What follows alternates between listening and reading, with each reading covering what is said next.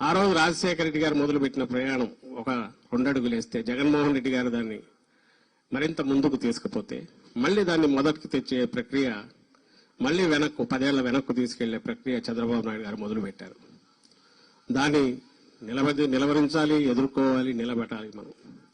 ఇవి కాక గత 5 ఏళ్లలో మన వైపు నుంచి జరిగిన వాటి లోటుపాట్లు కూడా సరిదిద్దుకోవాలి.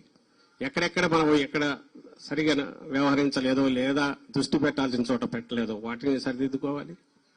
ఇవి కరెక్షన్స్ చేసుకుంటూ కూడా ముందుకు పోవాల్సిన సమయంలో ఈరోజు రాజశేఖర రెడ్డి గారి 75వ జయంతి వచ్చింది.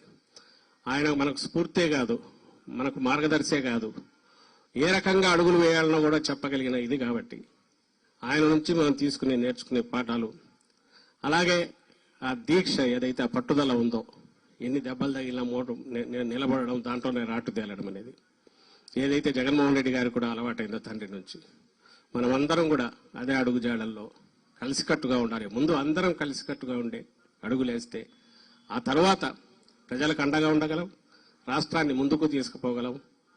మళ్ళీ ఆ పునర్వైభవం ఏదైతే ఉందో రాష్ట్రానికి కానీ అది తీసుకొచ్చే దిశగా నెల రోజులే కాబట్టి మనం ఇప్పుడే విపరీతంగా ఇది చేయాల్సిన అవసరం లేదు. వాళ్లే తవ్వుకుంటున్నారు, మొదలు పెట్టారు.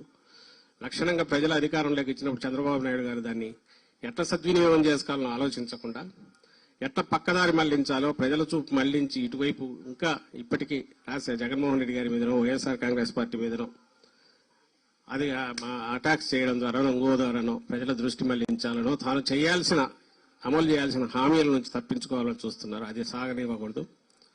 మనమంతా కలిసికట్టుగా అడుగులు ముందుకు వేయాలి.